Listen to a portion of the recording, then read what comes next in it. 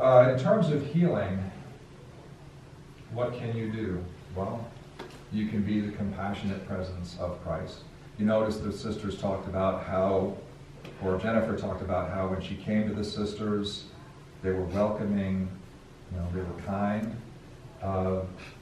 That's going to be important for the priests as well, to try to be welcoming and kind toward these women. Because as they were, as Jennifer mentioned, as the sisters mentioned, just coming to the day of prayer and healing is a huge courageous step for so many.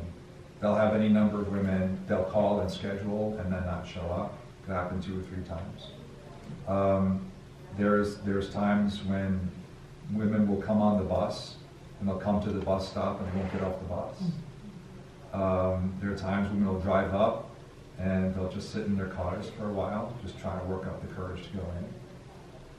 But if you be the compassionate presence of Christ.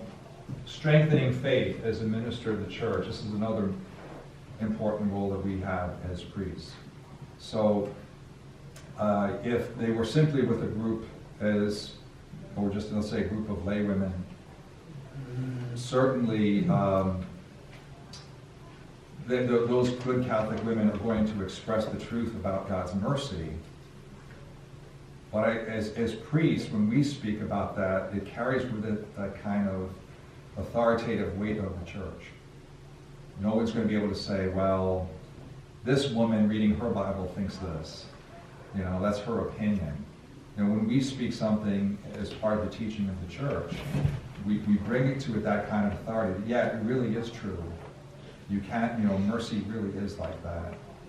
God's compassion is like that. We really can be forgiven. And so, in many ways, you're going to strengthen their faith as ministers of the church, speaking the faith of the church to these women, things that are very important for them to hear. So, for example, the possibility of mercy. Yes, abortion can be forgiven. It is not the unforgivable sin. Even something like that, the mercy of Christ can heal even something like that. And again, it may seem like a easy enough thing to say or to preach, but for many of these women who might have been away, like Jennifer, like over 20 years, this could be like a really new concept. I mean, this really could be forgiven.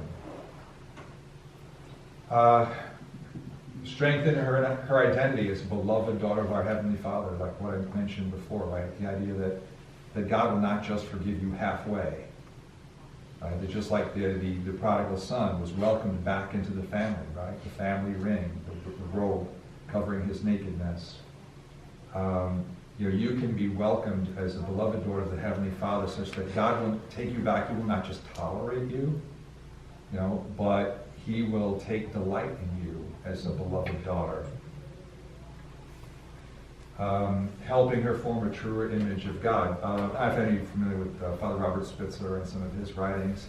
He talks about the stoic God, the angry God, the disgusted God. People have these different images in their mind of what they think God is like. And for the woman who's had an abortion, her image of God might be something like the angry God, the disgusted God, or the stoic God. And as a minister of the church in the way of speaking faith and strengthening faith, you're going to be helping them to understand, no, what is God like? As Jesus revealed him to be in the scriptures and in the parable of the prodigal son and in the way that Jesus treated him. That's what God is like.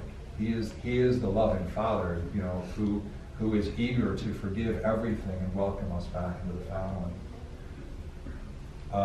Something of the restorative power of mercy, maybe. The idea that because then comes this concept, right? How could this get fixed?